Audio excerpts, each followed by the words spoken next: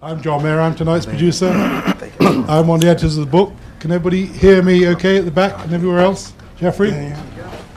Right, it couldn't have happened at a better time, this book. Assistant Commissioner Plod has been trying to crush The Guardian, and he's now failed. He's got egg on his face. That's a pity, isn't it? Investigative journalism, is it alive and well? Well, it is, in the shape of Nick Davis, Wikileaks, Tomlinson, MP's expenses, MacIntyre, Omar, all of that. And it's a very foundation stone of our democracy, as the great Tom Bauer says on the cover of the book. The House of Lords Communication Committee, is it called Select Committee on Communications, is launching an investigation into investigative journalism. The clerk and the policy advisor are here, and they want evidence. So if you want to give evidence to the House of Lords Committee, these two ladies will talk hopefully at the end, and they're happy to take your evidence. We couldn't have, Richard and I can't do these books without the authors. Basically, we have to con 30 people into writing for us for no money, absolutely zero money. People ask if there's a fee. There never is a fee. There's a conference which starts it off, which happened in Coventry in March, and then Richard and I worked quite hard at conning people and getting their contributions. Quite a lot of you here. Thank you very much indeed. But we're grateful to you. We couldn't have done it without you. If you haven't bought a book, please do. £15 special offer, £10 to authors. So here's a little tip. Go and find an author and get them to buy a book for you, and you'll save a fiver. Yeah, the real thing. Richard and I are the sort of Catherine Cookson of Lincoln and Coventry. We've produced 4 books in the last year. We've got another one coming out in 3 weeks' time about the Arab Spring, which has Alex Crawford in it, Lindsay Hilsum, all the people you'd expect. That's been launched on October the 11th at Coventry University's London campus, with Bill Neely, Sarah Whitehead and Lindsay speaking about who won the media war. But tonight, that's the next book. Let's talk about investigative journalism. Is it alive and well? And what state is it in? Some of the great names of investigative journalism behind me. If you don't want to hear me, Kevin Marsh. Thank you. You can give John some applause if you like. Enough already. That's an applause. A good panel here. Donal MacIntyre on my right here, who's called curiously in the book Donal Undercover MacIntyre, which makes it sound like some sort of Chicago gangster or something. Who you'll know from World in Action Undercover and all London Tonight, World in Action, 5 Live, MacIntyre Undercover, and all that sort of stuff. John Ware, Panorama, Omar, good friend of mine, and a superb investigative journalist. And on my left, Paul Lewis, The Guardian Special Projects Editor, behind some of The Guardian's most extraordinary investigative coverage, including Tomlinson, G20, and so on. And I think quite recently you donned a hoodie to find out what it was like being in the August riots. So that's the panel. We're here to answer in some form and in the various forms the question the book poses: investigative journalism, dead or alive. Donal, I'm going to start with you because your preface challengingly says rumours of the death of investigative journalism are greatly exaggerated. What do you mean by that? Well, I think that, I've been hearing it for as long as I've been in journalism, that long before I had grey hair, I remember being told that investigative journalism was dead and gone. And when I was in BBC documentaries with Viv Simpson, when I was in A World in Action, there was that whole sense that it was under pressure. And I think it's very useful to have that on our back, to kind of half believe that. But, I think it's quite clearly that the journalistic trophies we've had in recent months and recent years clearly demonstrates that something is very strong and hugely vibrant and powerful. And I think what's most exciting is that to see this rainbow coalition of voices and alternative voices, from the internet, from the digital media. You've even voices, Mark Thomas from the comedy arena, who are finding different ways of challenging established truths. And I've worked London Tonight, and a huge appetite, even in local London news, for investigations. They had investigative journalists. They brought me on board to help out. I've recently done a piece on Newsnight. You know, even a week after they'd been kicked around by the Observer, they were prepared to take a very challenging programme with me on the rioters. I talked, you know, I work in newspapers, and some, you know, and even working with Which, who have 300 journalists doing consumer work. You know, it is extraordinary when you look out there, and even BBC Radio journalists and 5 Live investigations, incredibly strong on tiny budgets. So across, you know, my compass, and I have a kind of oddly kind of broad reach into newspapers, TV, radio, current affairs, and even news. I think, from my perspective, it's looking very strong. Paul, from your perspective, you could argue that in this kind of rainbow coalition of ideas that Donal was talking about, newspapers are at the traditional end. Mostly print, some web. How does it look from your point of view? Are you as optimistic as Donal is? I am optimistic, but I mean, to start on a negative, I mean, there is no money. I mean, or there's very little money. And that's, of course, because of, you know, the situation newspapers find themselves in.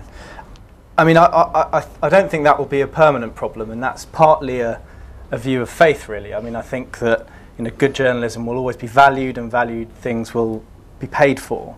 And I think in the intermediary time, there are stopgap solutions. So journalists can work for not very much money, as we have done for this book, or zero. When did they ever work for a lot of money? Well, exactly. And very few journalists enter the profession for financial reward. So, you know, one option, of course, is to work really hard and not get paid very much. And that's not necessarily in itself a terrible thing, I don't think. But then there are other models which are emerging, you know, both in newspapers and outside. So you've got the foundation model, so ProPublica in the United States, really interesting, doing some fantastic journalism of all different types of investigative reporting. The Bureau of Investigative Journalism here in the UK, which is slightly different and more orientated towards television, but still doing investigative journalism. And if I think about our approach to the response to the riots, again, it's a new kind of a model. So we looked at what had happened and, you know, took into account the fact that the government didn't want to launch a formal inquiry into the riots to try to find out, you know, why we'd seen the biggest bout of civil unrest in a generation. And we wanted to investigate that. But, you know, that takes a lot of work, it takes a lot of money, and we were able to team up with the London School of Economics, get funding from the Joseph Rowntree Foundation and Soros. And we're in the midst now of a really big research project. I mean, it's half academic, half journalistic, but I've just sifted through 400 applicants who want to be researchers on the project, and in the coming weeks, in about 10 days' time, 30 of them will be travelling around the country, finding rioters, talking to them. It's a kind of semi-structured, quantitative and qualitative study. And I think that kind of ambition and scope is something that newspapers probably wouldn't have been considering 10, 15 years ago. And the crisis, in inverted commas, has prompted us to think about inventive ways in which we can fund journalism. But just to be clear, I mean, what you're kind of saying is that it doesn't seem that the straightforward commercial proposition of a newspaper can pay for the kind of journalism you're talking about. Well, yeah, I mean, that's self-evident, because, you know, we're none of us are profit-making entities, or very few newspapers are. Especially not The Guardian. No, it's not. But, you know, there have been golden eras in which newspapers have made money, but they haven't always made money.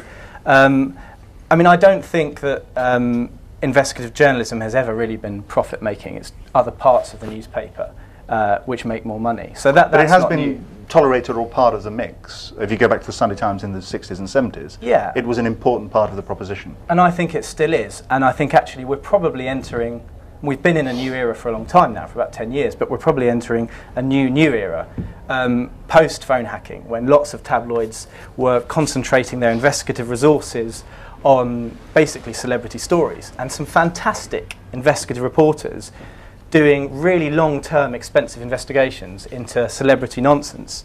And I think increasingly they're probably going to have to redirect their resources and look at public interest stories. So that's good news, and they've got a lot of money.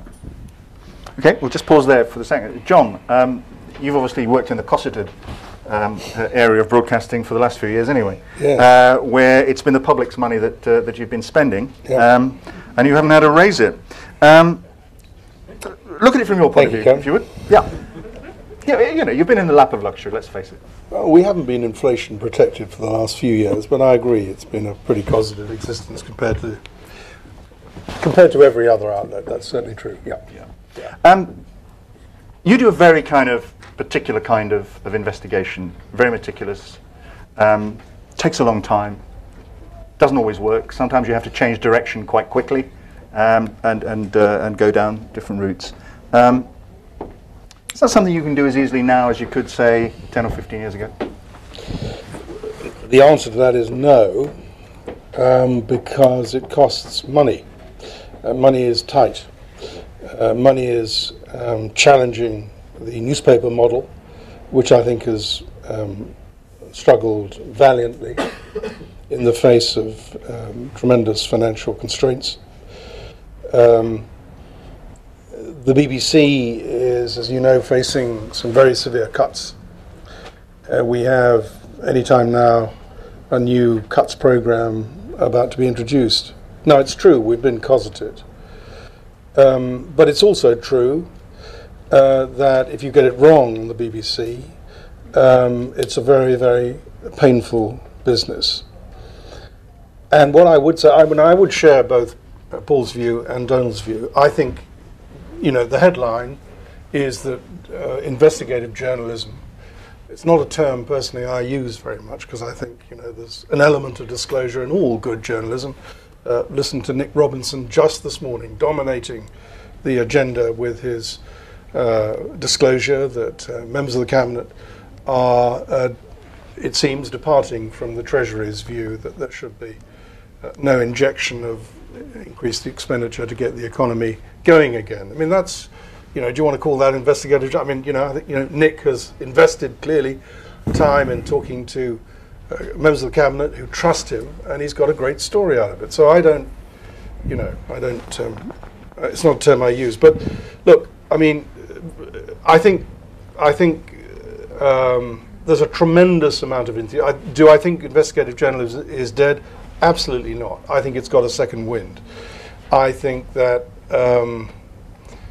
there's a tremendous amount of enthusiasm, particularly amongst young researchers. I think the quality of researcher that I'm seeing in the BBC is as high as, if not higher than it's ever been. These are very bright people who work long hours because they know they have to, because that's the only way they're going to get a contract again. But it is also true that, particularly at the BBC, that the whole sort of transparency, accountability stuff has emboldened lawyers to an extent that wasn't true before. The complaints process now, the aftercare of any contentious program has grown exponentially. I made a Panorama just before last Christmas, which involved me dealing with, I mean, literally hundreds of complaints for about a month. And that's partly because the complaints processors said, if you're not happy, you know, complain, and that's fair enough. But it has become a very, very, very, very tortuous process. You know, there's the editorial complaints unit, and then there's the trust, and there's Ofcom, and all the rest of it. So, and do you think that has kind of built a caution into the BBC system? Well, I mean, do you feel? Yeah, I mean, look, you're making your calls. Look, you know, the spirit and the ambition of Tom Giles, I think a very capable editor of Panorama, who's doing great things with Panorama. I think getting the mix right between, you know, significant stories and stories that, you know, are going to raise audiences. I'm sure Tom would say that, you know, it's tough. It's tough because you need risk money. You know, you need. I mean, I don't want to quote figures, but I mean, you need money that gets you launched onto a new and important track. And you need to be able to fail. And if there's less of that money which goes to kickstarting investigations, risk money, then it follows that we're not going to get so many programs as we've had last year. Fantastic run of programs. I mean, I don't work full time on Panorama now, but it's been a fantastic run. FIFA, care homes, one, two other things. And you know, you're just not going to get the same number of shows like that. And I believe the BBC are now looking at that investigative budget, and I hope, you know, I hope they don't cut it. Donald, but it was never the case, by the way. I was going to say, never the case. Partly to blame for this, actually. No, I mean, before you do that, it was never the case that basically in long strands like Panorama, World in Action, back in the, you know, the golden days, everything back. Money wasn't a problem. Well, £70,000 an episode Granada got. They got £140,000, and they took 70,000, and the rest was given to Steve Bolton and the rest of them. That was the 70,000. I mean, that was the budget which was there. But you know, there was always the case that in a run of 40 shows, there was 10 duffs because they were kick bollocks and scrambles. That was the case, right? There was 6 amazing shows, you know, Emmy award-winning things, and there was the rest some very, very solid ones. So there was always going to be a run if you're trying to do a program a week of duff ones. So, and back in the day, you know, yeah, it was fat with cash. You know, in terms of there were people, it was, you know, the sense that money drives investigative journalism. You know, when we always saw people work long hours, you know, it's personality driven, an awful lot of it, right? And to kind of park it away exclusively as a cash basis. I take your point, absolutely. Having that risk money, the money and the resources to fail is very important. It's really the most important thing. But, you know, money I don't think is the driving factor. I think that has been fat over the years. But the point I was going to make about it all being your fault was that your undercover programs, they are personality driven, or they were personality driven. They're great TV. Any commissioner would love them on their schedules. It's exciting, it's dramatic. It's not the same kind of thing as those long, slow investigations into Jonathan Aitken and British Aerospace and so on and so forth. And in a sense, you were putting a product out there that was fantastically successful. Something for which commissioners would say, yeah, well, I think your analysis I'll is go wrong. for that. I think your analysis is wrong. Okay. First of all, you know, it's a marketing. Andrew Billen at the time said to me, Donald, the reason why people take that line that you've just taken is because your line's on the masthead, you're on the front of the programme, therefore it's personality driven. I said, that's funny, because every Saturday afternoon I see the Andrew Billen column on the front of the Sunday Times. It is no more a personality driven than that. It's a slight marketing initiative. It doesn't change who I am or the person that Andrew Billen is. Our care home investigation we did 10 years ago, which, as we said, had 2.5 years kind of aftercare service. When the Sunday Telegraph and the Kent Police described us as liars, we won a libel action, all our money went back. It took 2 years to defend that. But it was exactly on the same territory as the Panorama programme. It just so happens that I was fronting it as a traditional reporter and was branded as me. But the essence of it is exactly the same. The journalism, that programme took a year to produce. It's the same schools. I mean, I come from World in Action, that school of traditional journalism. You know, I've done, most of my work has actually been in the spit and sawdust of traditional investigative journalism, and about 10% undercover. But so I think it would be a wrong analysis to paint it exclusively as personality driven, and that's to ignore all the hard work of many of the fine colleagues who've gone on. Well, hold on. The company to my right is I don't want to get into a sniffy debate about, you know, what matters and what doesn't. The fact of the matter is that lots of undercover stuff does matter. Stuff Donald's done absolutely matters. Of course it does. What I would say is that the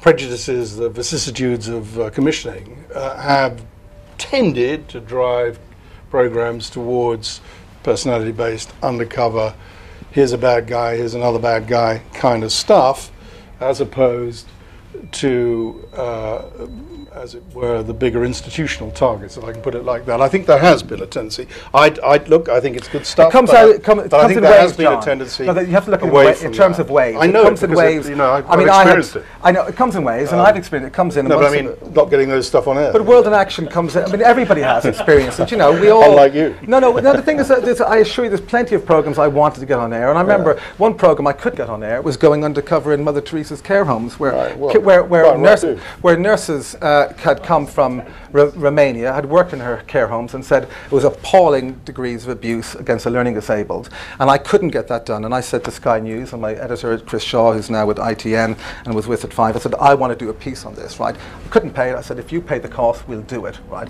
So, you know, we all have this problem, and undercover is in and out of fashion, and part of it is there. And we all have fights with commissioners, and we all lose the fights, and we win some, and we all bitch when we lose that resource. And, you know, but, you know, controllers are mainly fixated. They are fixated by channel performance. There's no doubt about that. Now, I'm not saying all of them just think every time a commissioning proposition comes their way, they think, well, what's that audience that's going to get me?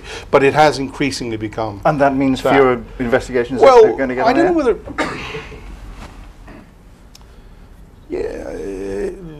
No, not necessarily. Depends what type they are. I mean, if it's sort of, look, take undercover care homes. I mean, that was a cracker because it dealt with a matter of vital public policy, and you saw it. Don't tell me, show me stuff, and that's a brilliant mix. But I do stand by what I said. I think that commissioners have, controllers, I should say, have, you know, the imperative of channel performance has driven them towards simpler targets, I would say, but they're not less worthy for that. But what it means is that, as I say, some of the institutional targets, I think, have been given a wider berth. Well, just wondering, in the newspaper world, you were talking earlier about new forms of investigative journalism, different forms. Donal was talking about the Rainbow Coalition of different forms. Is there a sense in which, putting it bluntly, cheaper forms of journalism that look like investigative journalism but aren't really, risk driving out real investigative journalism, real revelation in the press? I don't think so, and for the same reason that I think the debate that we were just having then is kind of redundant. It's a bit like a debate of yesterday, because I think that journalism won't happen, investigative journalism won't be driven by television or newspapers. I think it will happen online. And, you know, one of the curious things about the digital age... driven by journalists? No, not necessarily. Is that we have fewer paid investigative journalists, but far, far more people doing investigative journalism. And that's fascinating, as someone who often kind of enters the online sphere, looking into a story and realises that there are many, many more people doing exactly the same thing, many of them with real expertise, superior to mine. Many of them already making the networks, sharing the information, going to the source material. This is happening independently of what commissioning editors want to do, and independently of what newspaper editors deem to be important. It's happening organically, and it's happening on a really significant scale.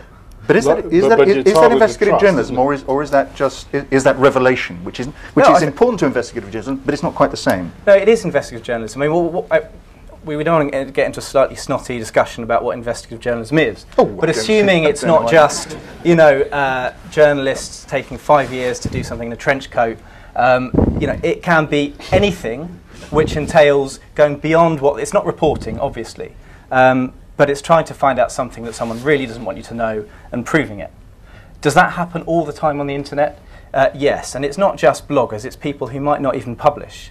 Finding these people, getting them to work with you, and working in a collaborative way with them, I think essentially is what the kind of new brand of journalism is increasingly about.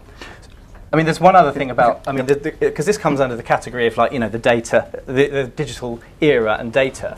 Because, you know, one thing is that people do it more independently, but the other thing, which is remarkable for anyone who wants to find something out, is that the digital era means there is a digital footprint for pretty much everything that happens. So if you look at the big stories of late, whether, you know, Wikileaks or MPs' expenses, and they are pretty much the two biggest investigative pieces of the last 2 or 3 years, perhaps, you know, with the exception of phone hacking. They were stories that were born from the fact that we have a digital record of a lot of what happens, and that can be obtained. They were, but they also have the problem that sheer mass of information means that although you as an individual can access this stuff online, find the stuff that's interesting to you, does it guarantee that putting it in very traditional terms, the really good stories still bubble to the top. The things that really have salience, the things that make people go, wow. Yeah, I mean, I don't think anyone doubts that we've got, you know, fantastic stories coming out at the moment. I mean, I'll give you one example. The chapter I wrote in the book was partly about the death of Ian Tomlinson, which is quite a well-known story.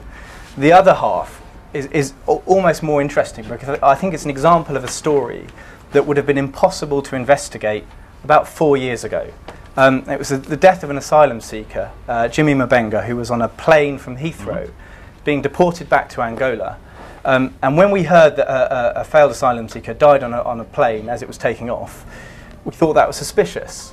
But how do you find the passengers? You know, they'd gone to Angola, not just Angola, many of them are kind of engineers, so then, you know, they'd gone to kind of remote oil fields.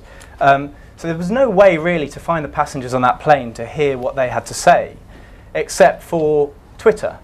So we started using Twitter as a device, not to find those people, but so that they could find us. So the key is really, you know, a guy goes on an oil platform, a chap called Michael, on the plane, saw that 3 guards had heavily restrained Jimmy Mabenga before he died, was really concerned. Where did he go instantly when he had concerns? Well, he went to Twitter too. He found our tweets, got in touch, and then that set in train a whole set of other passengers who came forward, and we were able to tell the story of how he died. Sure. Now, that wouldn't have been able to. We wouldn't have been able to crack that story. Absolutely right. Without it. But it was driven by those initial journalistic instincts. This is a good story, and we're going to go and find the data. It wasn't the other way around. Here's a great lot of data. Sure. Let's try to find the headline. But could somebody else have done that from their bedroom? Yes. Okay. Point taken. Okay, but Paul, I mean, look, you know, if that story is run on the Guardian online page, you know, I'm inclined to believe it. But how much of online stuff, honestly, there's a tremendous amount of fantastically readable polemical stuff. But I mean, how much actually, absent, you know, main titles, you can honestly say withstands scrutiny? I wouldn't say. But that's the very good much. news, isn't it? It's really good I wouldn't news. say very much. Because that means that people will go to the Guardian and people understand. Yeah. There's a lot of chaff out there. They understand there's a conversations going on that are some have more merit to it and less merit to it, and they expect that their traditional organs and trusted sources will mediate through that. Investigative journalism isn't just about making a series of allegations. It's also about being confident that the story, any story, is only good as its weakest link, and you have to take everybody with you, and you have to show that you've been diligent and that you've addressed, the other side's most powerful argument, and you can deal with it. All that sort of stuff doesn't get dealt with online. It gets dealt with by the Guardian sometimes, but it doesn't, frankly, get dealt with by. I couldn't disagree with you more. I mean, the opposite is true. Really? The fact is that this new form of journalism is completely transparent. So the process of investigating is done in the open. And when the process of investigating is done in the open, there's far more scrutiny. Anybody can look at what you're doing There's 10,000 and undermine you if you get it wrong. As long as it's invigilated by someone like you, isn't Isn't that really the problem? I mean, if you look at the MP's expenses page that the Guardian had, excellent place. Come and investigate your own MP. Last time I looked at it, I think it was about 51% of the documents had been gone through, and we're now X years on. And this is the problem, isn't it? Once the public interest fades, without journalism pushing it on, the very process you're talking about kind of just dies away. Well, yeah, I mean, that's a very specific example, and I think our crowdsourcing experiment with MP's expenses was interesting. The reason it didn't have that huge momentum is because Telegraph reporters had actually gone through every single expense diligently and done a fantastic job. And that's actually the type of story that lends itself. I mean, this isn't, the be-all and end-all of investigative journalism. There are types of stories and types of issues that require an old-school approach. But I definitely think this is a whole new way of doing things, and actually it's paying dividends. An old school approach. Facts are facts. I know. The answer to what an old school approach would be closed journalism, where your instinct is to keep everything concealed until the last possible moment, and then release the scoop. Okay. Yeah. Right. Yeah. Fair enough. Journalism is changing, and there are many voices out there, and I'm kind of, in many ways, I'm I'm with John and I'm with you in the sense that, but there's fact-checking and journalism changes, and if you're going to mediate, people are intelligent, they know the difference between mediated and fact-checking. And if you look online, I look online about what people write about me, and it's unbelievably inaccurate. And on WikiLeaks, on Wikipedia, somebody said I had a daughter called Crocodile, and a BBC journalist, when I was being interviewed, said to me on live on radio, "I understand your daughter's called Crocodile." I said, "What? Where did you get this?" And people do rely upon this nonsense, right? But rational people, journalists who are doing their homework, really don't take it that seriously. But I'm with you that I think it's a really exciting time, the digital media. I think in the past, and I don't know if you know this, John, but in the past, the stories apocryphally were always told about people coming back from doing a story in Sweden for a current affairs show, and they'll have forgotten the name of the guy they invented and just put it in there, in a rare example of kind of lazy journalism, and knowing that nobody in 1970s, 1980s, early 1990s kind of London would be bothered to check up. Now you will have tweets, you'll have letters, you'll have emails, and that's great. And I think that this digital world keeps people honest, keeps us tight, improves standards, and I think I agree with that. It does, but it doesn't take away the necessity to tell the story. Of course not. It's the same. One of the great virtues of journalism is that at the end of the day, it is telling a story, which is not quite the same as analysing data. Well, I think it's all. I mean, it is. I mean, nobody's just putting out facts and figures and analysis. They're actually, it's about, you're interpreting information, interpreting figures. I mean, it's the same thing. You're telling a story, facts in order of appearance, and it's the same job. But isn't that the point? That, your G20 coverage, for instance, the Tomlinson story, was so strong because it was a cracking good story. And that was that's what was important, story. Not the way in which you collected the story. Yeah, no, well, but I think, again, it's another example of the type of story that would have been hard to investigate in an era when everything wasn't digitally recorded. I mean, that was the amazing thing about the G20. Everything was caught on somebody's camera. Mm-hmm. So when we knew that Tomlinson had died and the police were suggesting that it was just a coincidence he happened to be in the vicinity. But it's not the first time an assault was kind of found to be. No, but to take that to the next step. I mean, just one step. When we knew that happened, the question then wasn't, how do we track down witnesses to speak to them? Actually, it's got to be on a camera somewhere. How do we find that? Well, I mean, that's just a different tool, just a different sourcing for information. It doesn't change the fact whether you're searching or trying to process the information or trying to track down the witnesses or trying to get to the bottom of the story. People were doing it at World in Action Panorama 20, 30 years ago when that wasn't happening. It was just using the tools and resources available. 20 years ago, how would they have found a New York hedge fund manager who'd taken the camera with him back to New York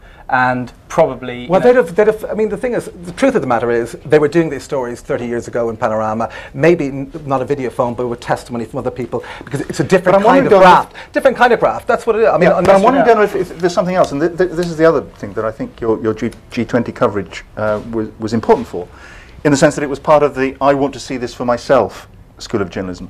And I wonder if this affects the testimony. I'm sorry, I'm being a bit sniffy here again. But the testimony school of journalism. I went there and saw this. Here is my account.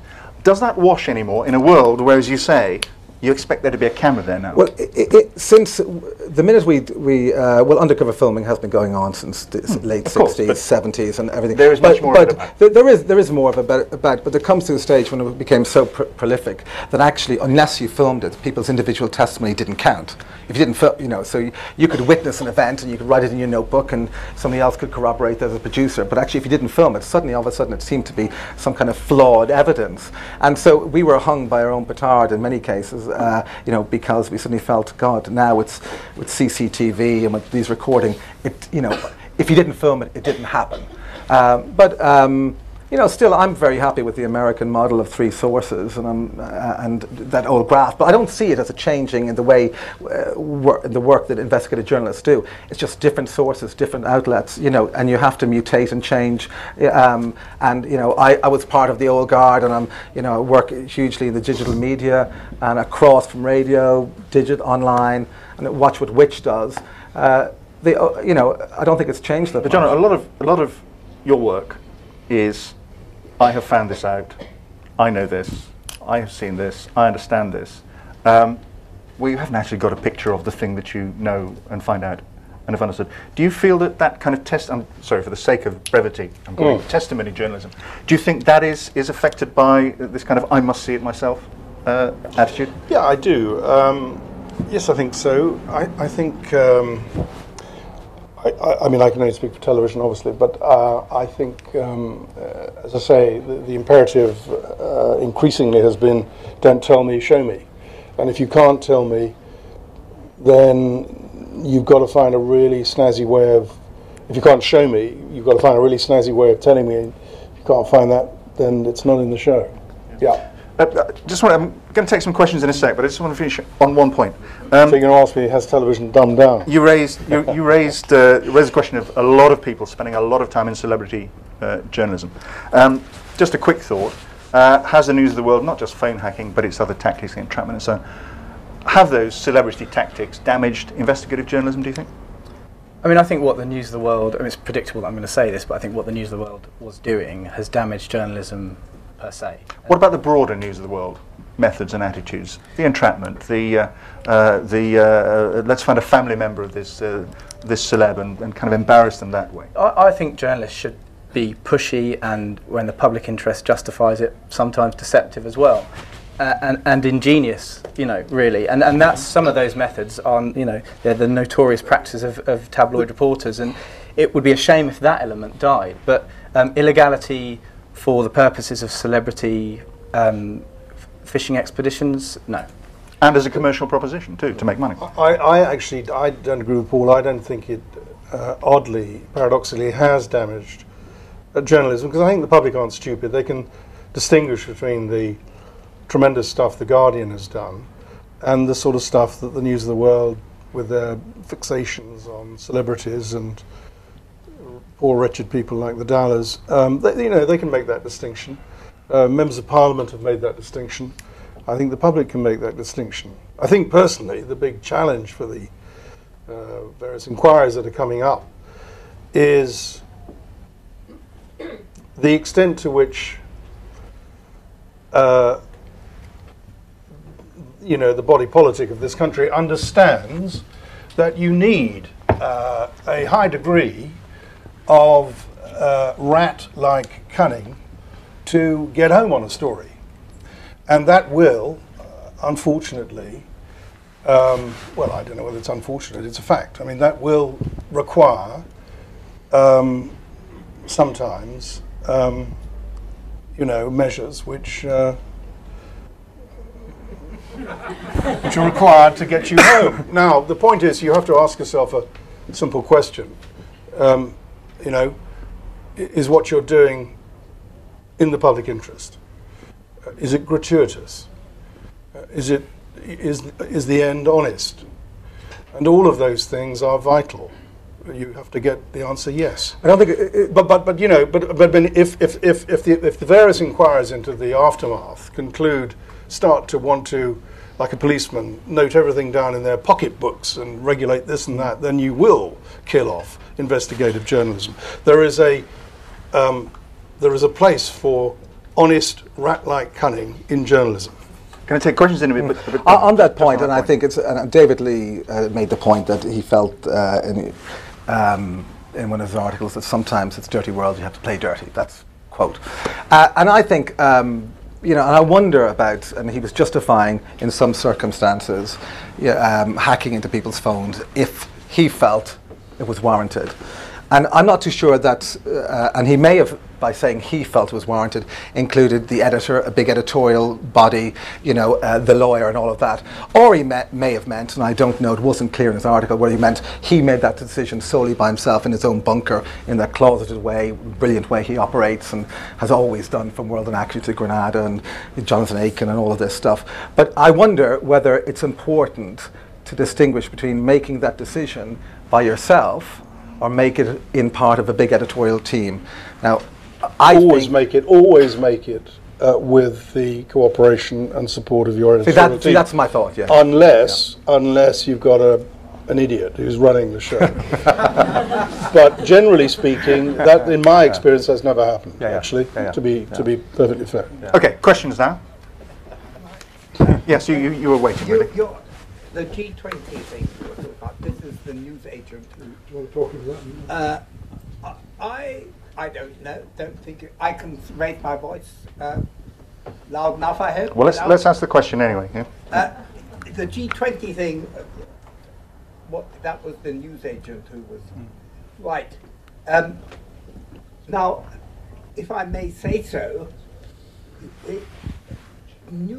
there were many incidents where it was quite, long before pre-digital, where it was quite evident what was happening, and the political climate, including politically motivated judges, smothered things up. Can you get to your question, if you would, thanks? Take Blair Peach.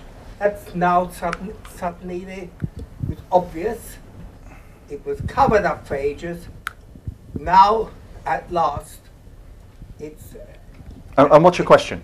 Well, it's that you've got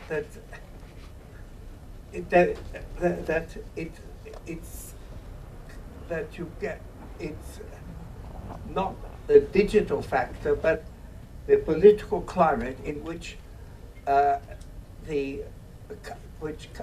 cover-ups are no longer permitted, because we had the cover-up. So it's a change of climate rather than a change of technology. I think that's a really, the Blair Peach comparison is a really interesting one, because...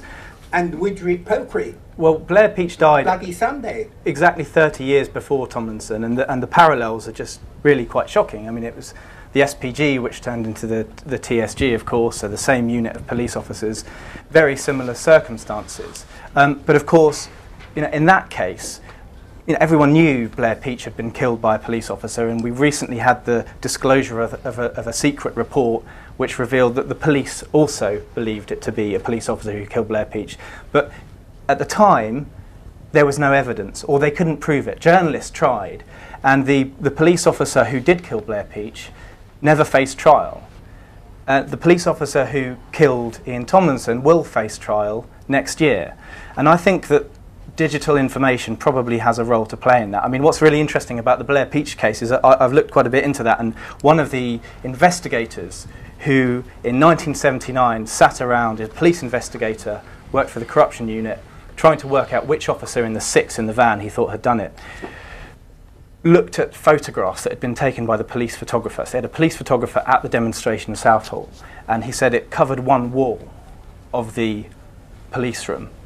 And you just think, well, there's a wall of photographs in comparison to what we had at the G20. I mean, the library of images and videos from the G20 would take years to sift through. So there is a difference, I think, in the new digital era. Would you mention bloody... Now, who's actually got the microphone? Yes. Right. Can I switch the focus just a wee bit? Whenever I look at the media, I'm always left with questions, and can I just focus on if you could ask one, that'd be great. The war in Libya, for instance. How credible were the claims that Benghazi was facing a massacre before the NATO intervention? For instance, how many civilian casualties have there been? How important was America's concern about Chinese expansion in Africa behind the NATO intervention? America has formed an alliance in the north of Africa, the African Command. Significantly, Gaddafi refused to join that. How significant was that? What's your question? Why aren't these issues being raised? Can I? Are there? I'm sure David Cameron. Are there issues that are, I suppose, brutally summarising your question? Are there these issues which are very fundamental to stories which we as journalists we don't investigate for all sorts of reasons? Partly because they're too hard. I imagine. First of all, casualties in conflicts like Libya are almost impossible to nail down. And generally speaking, I mean, I haven't been involved in the Libyan story, but generally speaking, for example, Afghanistan, you can, the figures range. I mean, across hundreds of thousands, literally, and it's almost impossible. It is impossible actually to be precise. But so far as is your question? Do you think there's a case for arguing that NATO got involved in Libya because of Chinese influence in Africa? Is that not worth investigating? I'm sure it is, and that analysis is coming. I hadn't thought of it, I must say. I think that analysis is coming. But I think it's quite clear that once the journalists and ask David Cameron, maybe, and the NGOs are in there looking at the Libyan files, and they're kind of showing the connection, the meetings with Blair, and the kind of secret different agendas. So it's analysis which comes after the kind of immediate reporting. It's very difficult to, I haven't reported Afghanistan, Yugoslavia, yes, I've done in Beirut, but not there. But it's very difficult on the ground to take that analysis. But I think, in the months that follow, we would expect that. But it's an interesting question. I mean, coming back to your funding question, that carrying out a kind of early history, if you like, bit of research, reviewing the evidence, whatever, that sounds to me like a fantastic piece of investigative journalism. Can you imagine that ever being paid for by a newspaper? I can imagine it being paid for by a foundation, absolutely, and increasingly they want to do that. The project that we've got looking into the causes and the consequences of the riot, would be impossible, probably, I would assume, maybe even for BBC News to undertake. A team of 30 paid reporters for a month going to every part of the country, and then we're in a separate project analysing a database of 2.5 million tweets. That's like another newsroom created to look into the riot. So new funding models are, for the moment that we are in at the moment where journalism is really in financial trouble, I think going to be a welcome answer. Okay. Yeah. Yes, sir. I think probably best I say who I am. To give I'm the editor of the Bureau of Investigative Journalism, which Paul mentioned earlier. And I'd like to just say two things before I ask the questions. The first is, Paul mentioned that the Bureau's original idea was to be a bit more broadcast facing. Actually, we've had a strategic change in the last 6 months, and we've very much gone online, because I've realised that the failures of the commissioning process in British television are so extreme that quality investigative journalism cannot get on. An example of this, I think, is BBC Three's Current Affairs commissioning website, which heralds as a leading example of their commission Peckham Finishing School for Girls as current affairs. And so my first question is actually, is there a failure? Has there been a problem? Or isn't it time that BBC journalists stood up and actually were more explicit about the failure of some of the commissioning within the BBC? That's the first question. And I'll just say the second is actually to take on Paul's point, which I think is very, very valid. And I'm a great admirer of a lot of Paul's work in Twitter and the way you've done. But I think to some degree your idea of the mass very much relies on a rolling news story or a big news story. We did a major examination of European Union structural funds for the FT and for Farnham 4. That required 3 months of diligently going through every single regional data set of the European Union to get that sort of data. You're not going to get Joe Public going to do that. So do you accept, Paul, that there's a limitation on what data journalism can do when it's crowdsourced? Okay, we'll start with that one first, and then you can seethe for a little while, and I'll come to you about commissioning. Yeah, absolutely there are stories and issues which are important and need to be investigated which aren't amenable to that approach. And actually the phone hacking investigation is a really good one, because that's taken Nick Davies 2 years, and it's his own brand of, incessant and unrelenting pursuit of a story single-handedly which has got us to where we are, and really essentially developing sources is what Nick is so brilliant at. And European structural funding doesn't sound like the type of story that loads of people would get interested in. But what I would say is, one interesting question would be, is there an expert in European structural funding who you're not able to find but could find you if they knew what you were up to?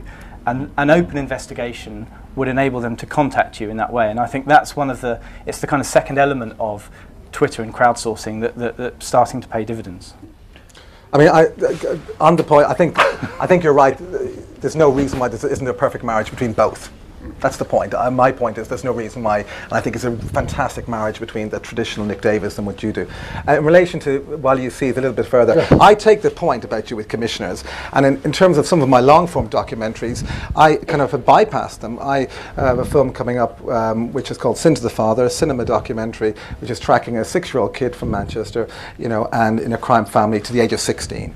Now, I can go to Channel 4 and BBC, and I'd meet commissioners who may not have done any direction, they wouldn't have this, and wouldn't understand the story. And the first edition of A Very British Gangster was in Sundance, and you'd be fighting really, really hard just to get a meeting. And the end, for me personally, I've bypassed it completely and said, okay, I go straight to cinema distributors and say, right, okay, they'll take it, they'll put it in cinema, put it in DVD, here, UK, France, around the world, and it will percolate back and let the commissioners and the purchasers buy it, because it is exhausting and debilitating and humiliating to be knocked back when you've got great stories. But again, that's the bargaining process you will have with researchers and producers, directors coming in, arguing, and they'll be pissed off with you. No, it's a great story. So we all go through this. But yeah, it is exhausting. And here's the showpiece, because there was obviously fire. I mean, it's very difficult. No, but it is the obvious question. I mean, I agree. Yeah, look, the BBC has a lot of public money. Isn't it time that you guys stood up? Be counted.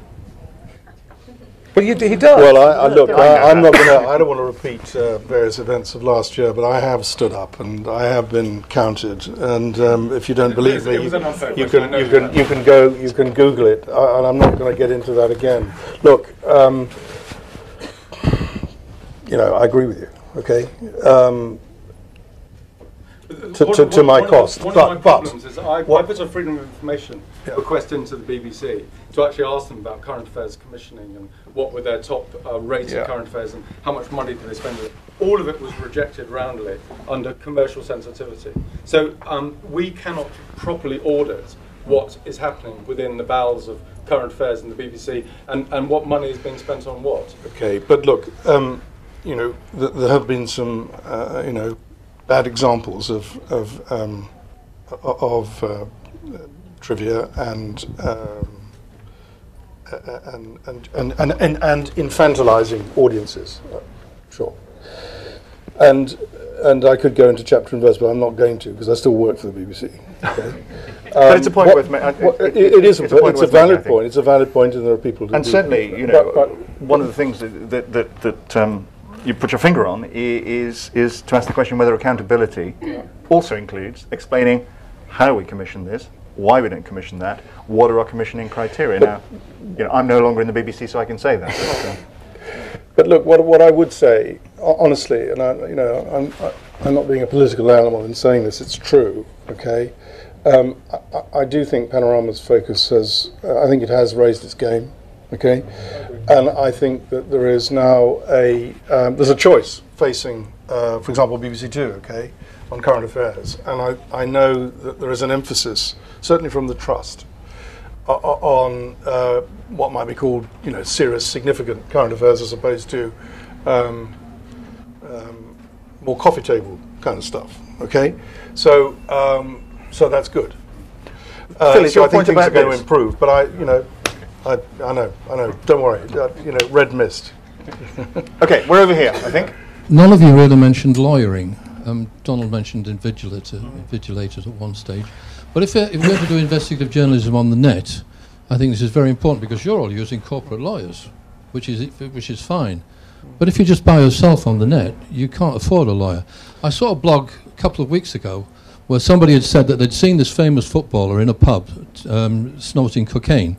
And he put it out on the net. And I wrote to him and I said, I think this is awfully dangerous. He said, I've Googled this, and I saw Reynolds versus the Times, and because it's true, defamation is dead. Well, this is very dangerous. But if you're doing serious investigation on the net, you need lawyers. Now, where are they going to come from? Sure. It's a good question, actually, because if yours might be in inverted commas kosher journalism, it's got journalists driving it, but the amount of information is way beyond what most corporate lawyers would expect to have to deal with.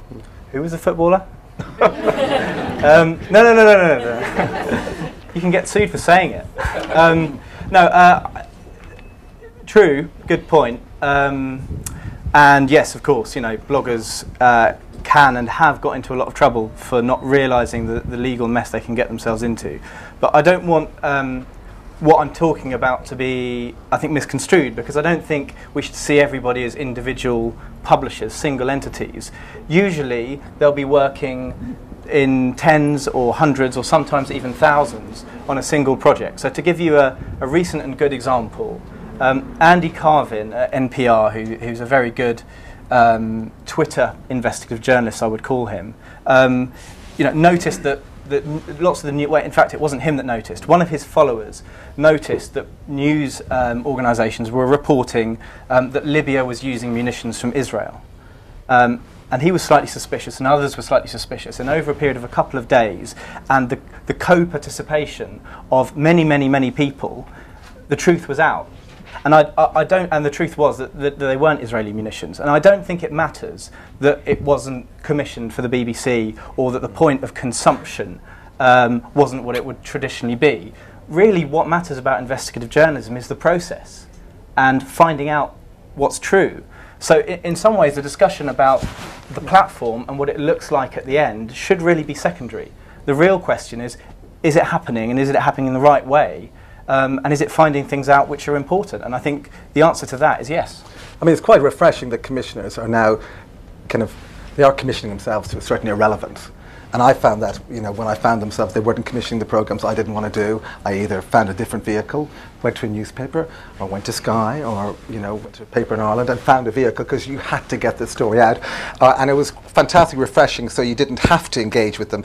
But, there is always the spit and sawdust of a bargain. And that's very healthy, because, but sometimes it is absolutely infuriating when a fine story is parked and, but as I say, there's never been, if it does annoy you, there's never been a better vehicle. Because if I can't get a programme off it, you get a newspaper article on it, or a radio show, or you go to 5 Live Investigates, or financial programme, it's the money programme, or even Which, why not? But your stuff may not have quite the impact. No, I know, but I know. But look, I mean, impact satisfies us, ego, it satisfies broadcasters, but sometimes it's important just to get it out. But on this legal point, is this a change that you've noticed over the years? You've driven lawyers more and more mad because they've got an eye on the company's accounts as well. Yeah, they don't I knew I'd led a very complicated life. I measured it by the number of toilets you have to look after, the number of lawyers that are looking. I remember one stage during the undercover strand for the BBC, I had 2 lawyers in Spain, 2 in Italy, 2 in Rome, fighting privacy actions. And when I sued the Kent police, the BBC were reluctant to sue, so I said, I'm going to sue, defending BBC journalists on my behalf. And they said, well, you can't afford it. And I said, well, I know somebody who can. And eventually they decided to pay my lawyers to defend BBC journalism, because they wanted some element of control. So while I worked with the corporate lawyers, I had to bully the BBC to defend their own reputation, which we succeeded in doing. But it is the aftercare service is hugely important. Certainly anything that a responsible journalist puts out on Twitter, they understand the legal implications of what they do. But it doesn't stop you from sourcing people who are very indiscreet on the web. Is this working? It probably is. Yeah, it's been so long since I heard what you said that I almost forgot what it is I wanted to ask you. But listen, a couple of observations. The first thing is that I'm glad you mentioned the Freedom of Information Act, because I think that really changed the game in the most extraordinary way and almost turned everybody into an investigative journalist. And I wish I'd had it in my day. The second point is I don't entirely agree with Paul about WikiLeaks being investigative journalism. Because after all, it just arrived and was put out there. I don't believe there was a great deal of investigation done as such. I'll counter that. All right, fine. I had 4 months and 30 people working on the 500,000 Iraq law. So, okay. And the Guardian, they're I mean, it didn't just arrive either. We had to persuade Assange to give it. But yeah. But nonetheless, you poured through a lot of stuff that had been delivered. And cross-referenced, and we went to Iraq. So. I mean, if we compare, I'm not going to get an argument about different types of investigative journalism. I will say that I think that Andy Jennings and FIFA and those stories are the true type of investigative journalists. And I know you were slightly dismissive of people in Max. But the point that I would actually make is one that John raised, and that's this almost the sadness that you used when you mentioned the sort of the weeks and weeks of dealing with the lawyers and all the complaints and everybody writing in after the programme. And I can understand that it's a complete nightmare, and I recognise the problem. The real issue is what can you do about it? Because it is, after all, a manifestation of the culture that we have, of freedom of the press, of freedom of people. The people have the money and the wherewithal to fight for their rights or to fight for something. I can't really see an alternative to it, and I'm not entirely sure that I like the sound of it. I don't think there is. I mean, it's a function of the web. I mean, you can get a petition up in, a morning. I mean, I've had hundreds of emails in 3 days. And obviously most of them you ignore. But it's the ones that some people are totally seamless. They are even more obsessed and fixated than you are, which is difficult to acknowledge. But there is a sense, surely, in which investigative journalism is supposed to be about the truth, getting to the truth. Well, we have to be challenged. And yet we live in this world where there's many more than one truth. Truth. I mean, what's truth? The truth is, in my view, built on facts that can withstand scrutiny. But that's one man's truth is another man's poison. So that doesn't really wash anymore, particularly because of the web. There are very powerful lobby groups who just won't give up and have to be heard, have to be responded to, particularly if you're a public service broadcaster. Quite right too. And this just takes a huge amount of time and drains loads and loads of money. But I think it's not a bad thing. I think there's, investigative journalism and the Panorama, World in Action in the 70s, 80s weren't under the scrutiny it should have been. I think they're tighter units now. I think they've never been tighter, never been sharper, never been under greater scrutiny. I think it's good, keeps us tight, keeps us honest, keeps people, in scrutiny. It's great. It's annoying, but it's part of the process. And I think it could be truncated. Yeah, we can't hold people to account without being ourselves, offering ourselves up to account. And so I just factor it in. But also, Paul, I mean, you're not kind of arriving at a truth, you're multiplying the truths in the kind of work you're talking about. Yeah, and actually, I mean, contrary to what journalists would like their audience to think, very few examples of a story which has, not got an inaccuracy or an issue of tone that isn't completely right, or has maybe, given something an importance which it didn't quite deserve. And I think what we find more and more is stories get better the more they're told and the more accountability there is. I mean, I also get, obviously lots of complaints or people who disagree with me. I actually think most of them have got some kind of a point which often is valid, and sometimes they make you realise that you need to have thought of the story in a completely different way. So I don't see it as a major problem. Do you think you could mount an investigation and come up with a piece of work like, say, the thalidomide investigation 40 years ago, 50 years ago?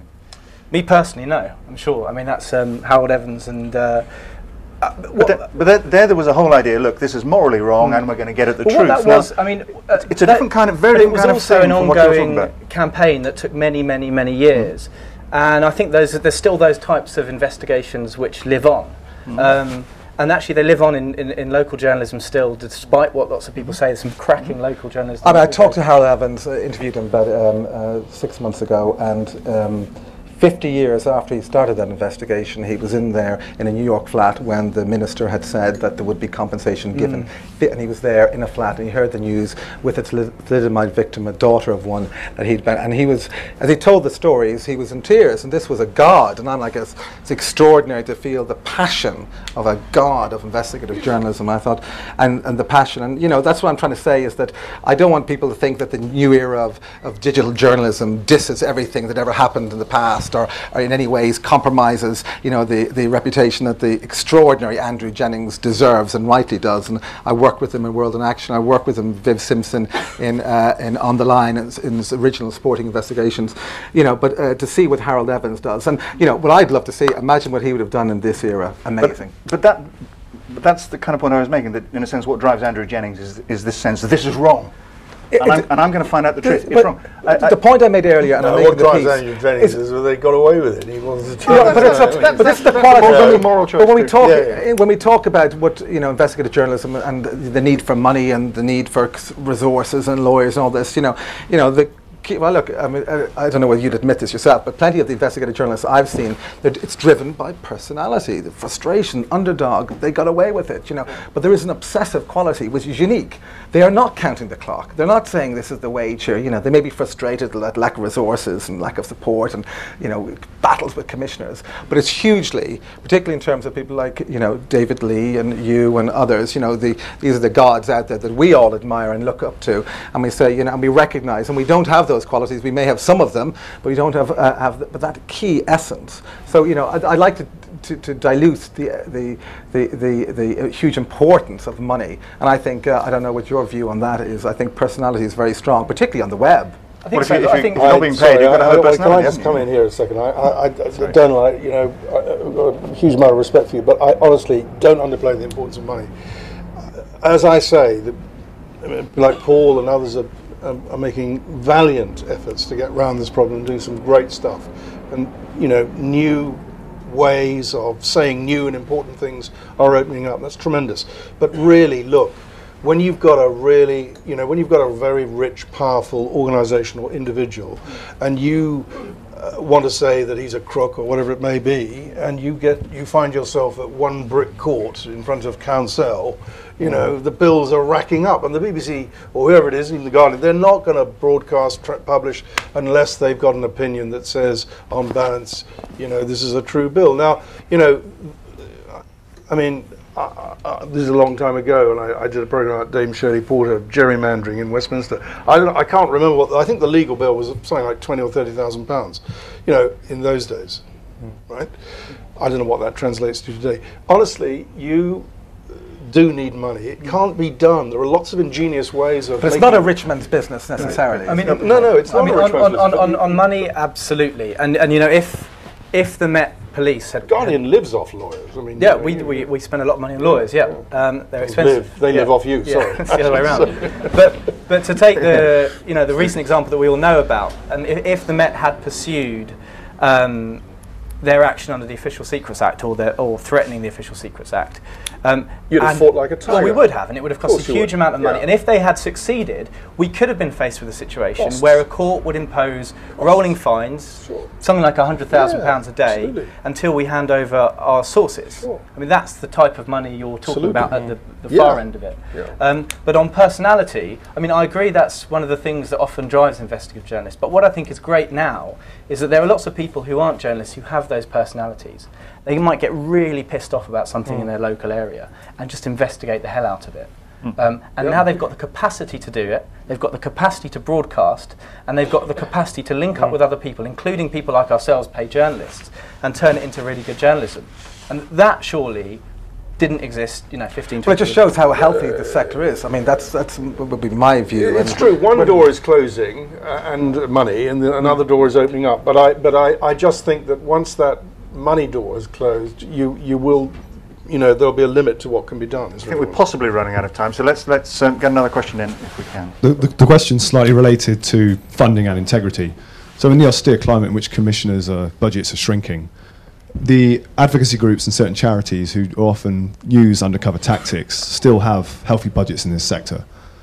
I'm tempted, and have in the past sidled up with these and worked with them to get access, but still consider it to be independent journalism. And I wondered if you've got comments on the dangers and the possible integrity issues with doing that. It's a really interesting question. I mean, I teach a weekend course on investigative journalism with Heather Brooke. We've got one this weekend, and most of the students come from campaign groups. People like Oxfam, Which, we've got some students from Which, but you know, basically organisations which aren't journalists but do journalism or do investigations. I mean, I think it's good because what they do is similar to what we do, but I think we do have to be careful because, you know, they don't have always the same rigour and they don't always have the same principles, and also they have a very transparent agenda. I mean, when you use what they do, you have to do it with real care, I think. Well, I think take for example Searchlight, which has been plenty of panoramas and World in Actions over the years, an incredibly effective and very transparent agenda, and you know, very solid work.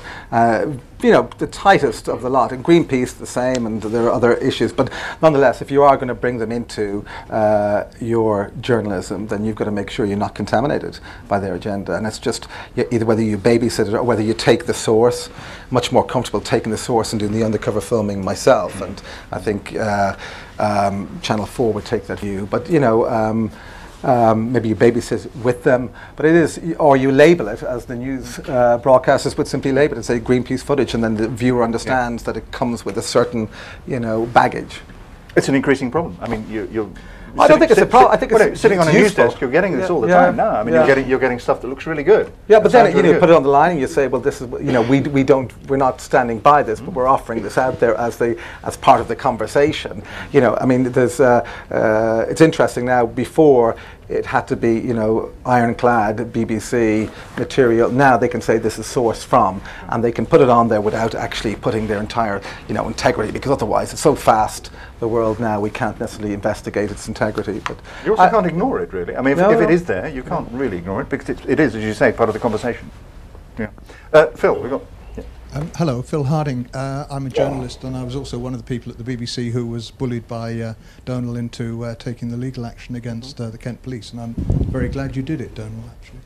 I apologise for all my past irritations and frustrations. I've been in therapy for a long while. No, that's what you're there for. Journalists should create trouble. Journalists should cause waves. That's what journalists are there for. Absolutely.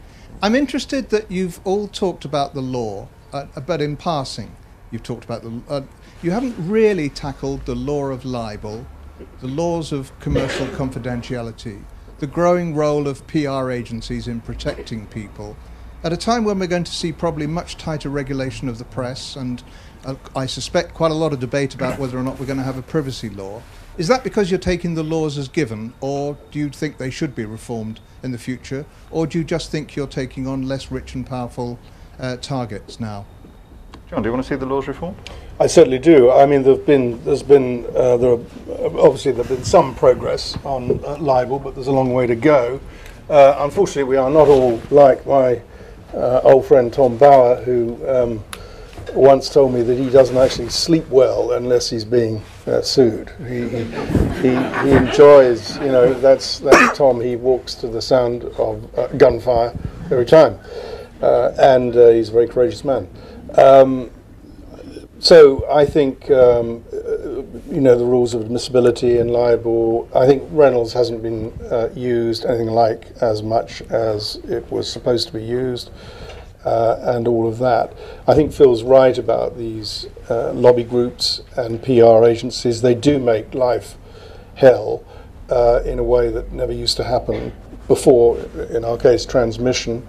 And they, and particularly if they're funded by someone with deep pockets. I go back to this aftercare business, this burgeoning aftercare bill, which you simply can't ignore. You certainly can't ignore it if you're a public service broadcaster. So it's tougher, it's much tougher territory. Donal, libel, privacy? I think I did sue with Phil's support the Kent Police, and I was very happy when we won, and it was important. The first victory, in Channel 4 then followed up with their own libel victory against another police force for a programme on, I think, that's right, in mosque.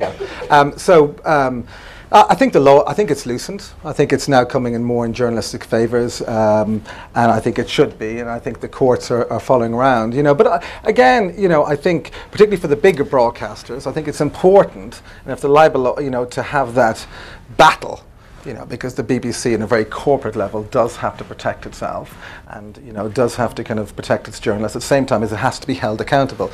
What has interestingly changed is that when the BBC was initially attacked 15 years ago, they would automatically defend themselves. They'd automatically go and they'd kind of, before examining the rushes. Now, certainly when we were attacked by the Telegraph, there was a kind of, Gilligan came after that, there was an automatic defence, and then Greg Dyke said, listen, let me look at the rushes here. Greg Dyke said, let me look at the rushes. That's what it came down to. And it was extraordinary. So he looked at the rushes and he said, will back this, right? And Andrew Caldecott came in and said it's 70-30, and that's where it was. And you know, I'm fighting for this to be sued, and I'm fighting to protect journalism. BBC doesn't want to have a row with Kent Police and its public service utilities fighting against each other, but nonetheless, I'm fighting for my reputation. You know, and the BBC could easily spit me out. I'm a journalist, you know, but the BBC is defending its reputation. But I'm happy enough that the libel laws are loosening. I think they're coming our way. I'm also, you know, I think it's important that people, and increasingly important that people who have no financial muscle have an ability to sue either the BBC or the people for libel. I think that's important. The problem is it's still a rich man's game. Paul, I mean, your paper has been kind of pushing the boundaries, both privacy and libel. Yeah, and I mean, on privacy, I think we take a slightly different position to some of the other newspapers, partly because you know, we don't rely on the types of stories or invasive stories that others do. I mean, the law operates in a political arena, and I think, you know, the law, I mean, libel laws are loosening, and I think they will change soon, but the law's pretty much stayed the same, but the political arena has changed, and that's meant that we operate in a different way. So to take the example, the obvious one would be, you know, the super injunction row. You know, none of us, of course, could report the identities of the footballers and others concerned. Everyone knew who they were. The law didn't really matter; it was redundant. So, I mean, the law's application is changing, and the law itself will have to change, but not as a consequence of years of campaigning and editors, you know, complaining to ministers. As a result, I think probably of technology. Okay. Yes, sir. Hi, Neil Fowler. I'm a former regional editor and also editor of Which at one point in my career, and now a research fellow at Nuffield College, Oxford. Following on from Phil's question there, in the next 3 or 4 years, once Leveson's finished, once we've gone through a new PCC, once there's been all kinds of regulations over press ownership, how much news organisations, whether it's BBC or print, can own so much of the viewing or reading news population. What do the panel think? Will we have something better in 3 or 4 years' time in terms of press freedom, broadcasting freedom, the ability to talk to people, the ability to reach more people, or will we have something worse? Better or worse? Well, you know, it just all depends on the recommendations of these various inquiries. I mean, I don't know whether this is still in play, but did I read when Leveson was announced that there was to be an instruction to senior civil servants that if they met a journalist, they had to report to their senior or permanent secretary? I mean, that's just, you know, look, if that sort of thing is going to happen, then that is going to be a huge impediment. And really, I don't mean that, you know, you get up to mischief with a civil servant who's leaking mischievously. I'll be perfectly honest, I would say most of the time I've needed to talk to a civil servant off the record is to be satisfied that what I think happened did happen, or if it didn't happen, he can put me right. This is a valuable exercise, you know, and you know, if a middle ranking or even senior civil servant is going to have to report to his boss to see a journalist, that sort of stuff's just going to dry up. It's ludicrous. The idea that because of this I mean, I'm going to describe it as a sort of battlefield nuclear explosion. It shouldn't be, you know, it shouldn't have destroyed the whole country, the whole of journalism. This News International stuff. I mean, it, you know, it's put a focus on a really rotten, horrible, useless side of journalism, which hopefully now will subside and will be replaced by something better, by quality tabloid journalism. That's great. But, you know, the baby really mustn't be thrown out with the bathwater. Paul, are you optimistic or pessimistic? I'm optimistic. I mean, I think the PCC's probably finished. It's going to be replaced by something different, and I think that's a good thing. I don't think we should be scared of regulation that works. You know, I think the upshot of Leveson could mean a reform of the way journalists deal with organs of the state, and I don't think that's necessarily a bad thing. I mean, you know, officials need to be able to speak off the record, but I think sometimes there's too much of that goes on.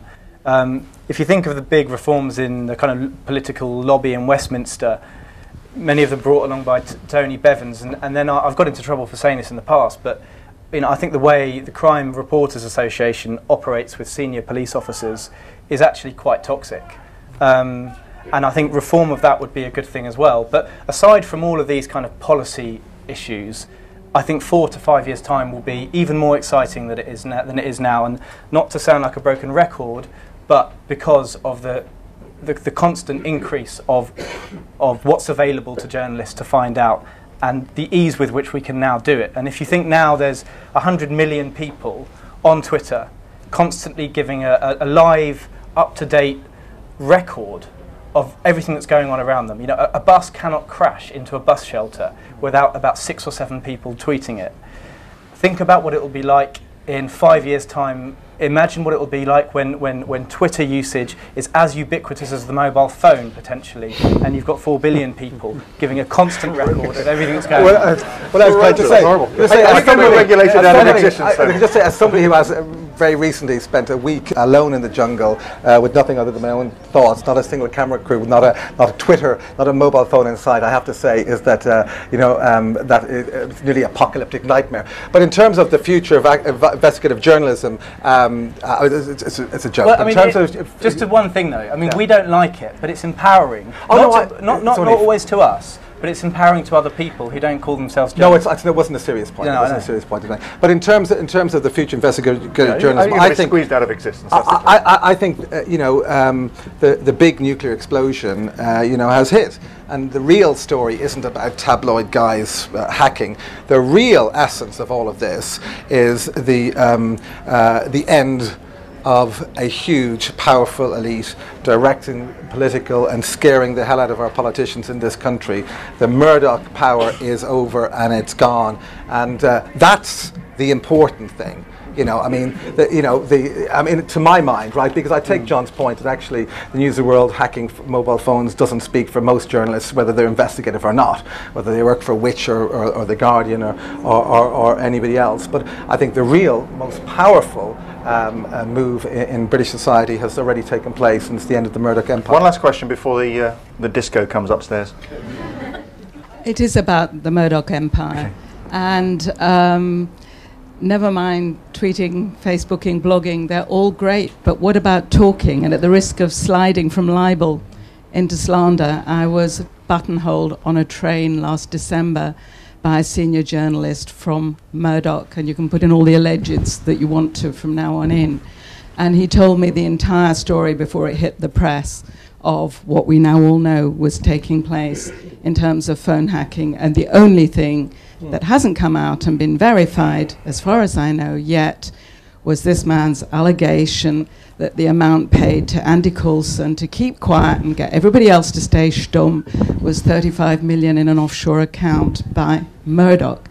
My question is, do journalists on all these papers, who obviously have some desire to get the story out there — of course this guy had left now, was not any longer employed by the Empire when he told me this, or presumably wouldn't have told me, and it may all have been his fantasy for all I know, except that everything else has come out exactly as he said.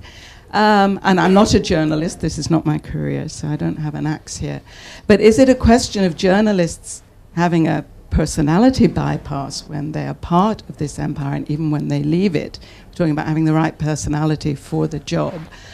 Or do they have a role as citizens, or is it a case of physician heal thyself ever? That actually journalism could be a subject for investigative journalism. Yeah, what happens when you get inside one of these evil organisations? Well, Gunter Wallraff. Well, it's Gunter Wallraff, who was German investigative journalist, really a kind of left-wing agitator, brilliant. Went undercover for 4 years in the German mines. Went undercover in one of the German newspapers to expose their tactics, and so he did that for a year, which I think it ended up being a Channel 4 documentary about 8 years ago. I think it's just important to hold people to account. I don't lend any credibility or not, or the otherwise, by the way, to that assertion that you made earlier. Just say that. Yeah, Mark. Happy to be here. Do you want to tell us what it's like when you get inside one of these organisations? What it's like when you get inside? Yeah. Well, probably right in the hot there. But I guess you just have to be prepared for them coming at you at 100 miles an hour. You have to be prepared for them looking at every second of your footage. By them, I mean your own people, your own lawyers, the second chair that the BBC would employ to make sure that all your footage is good. Your lawyers, their lawyers, and ultimately, if you've done the job properly, your organisation, whether that's your newspaper or your broadcaster, in my case it was the BBC, they'll back you. And we did our properly, we got backed, and we won the day in the end. And but it's quite hard, you know, when the might of something like the police or the government are coming at you, it's, you know, you're in the eye of the storm, and you know, it's tricky. Paul, I mean, does investigative journalism need investigating? Yeah, well, it did, and good job that we did it. Really, I mean, I don't know whether what you say is true, but you know, if you think a couple of years ago, if you said there was industrial scale phone hacking going on at the News of the World, and the exposure of it would result in Murdoch's humblest day, and you know, the departure of Andy Coulson and Rebecca Brooks and the head of the Metropolitan Police, I mean, all of it would have seemed quite, you know, unbelievable, really. That said, I'm not sure I agree that the Murdoch empire's gone. I mean, its best-selling newspaper has... I think the political influence. Sure. Yeah. I don't even agree with that. Sure. I mean, I think it's definitely taken a big hit. But come the next election, when Miliband and Cameron are vying for the support of the Sun newspaper, things might look very different. And I don't think Murdoch will acquire a majority stake in Sky, but you know, he is still a hugely powerful media mogul, and he lives on. John, final thought? Yeah, I agree. I think it's premature to write off Mr. Murdoch's influence. You know, hugely influential. I agree. The Sun will dominate the next election, as it has every election. On that bombshell, would you like to give these excellent chaps a round of applause?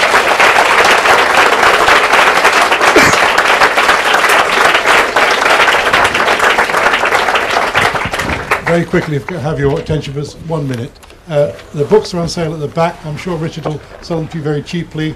The people from the House of Lords would like a very quick word about their committee. So I don't know. Is it Anna? Yeah, I'm the clerk of the House of Lords Select Committee on Communications. The committee's just launched an inquiry into the future of investigative journalism. We're starting from the premise that investigative journalism is a good thing, but the times are tough. And so amongst the questions that we want to look at are what future funding models might work for investigative journalism, what role use of social medias and so on might play in future investigative journalism. The official deadline for written evidence has passed, but we are still accepting written submissions. I've got a few copies of the call for written evidence here, which explains in more detail what questions the committee is seeking answers to. I can give those out, but they've all gone. It's freely available on our website at parliament.uk. Thank you. Richard Keeble wants a quick word, I think. Right, just final word. If I can say something about this series of books which John and I have been involved with. They are, somebody said the job of a journalist is to be a troublemaker. Well, within the context of academia, we're causing a bit of trouble, and these books are very innovative in many ways. In the past at this kind of event, I talked about the way in which we're forging a kind of new relationship between academics and professional journalists, and that's been very, very creative. I mean, the books we've done are amazing in the quality of all the contributions.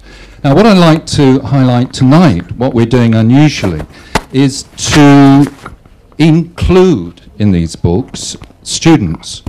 This is quite a radical thing to do in a kind of book that we're producing, but from Coventry, students have contributed. This isn't just PhD students, this is MA, and in the case of my university, Lincoln, it's BA students. Some of them are sitting here, and I think if you read these articles they've done, chapters, the quality of them really stands up to that provided by professional journalists and academics, and I think that's a real achievement on their part.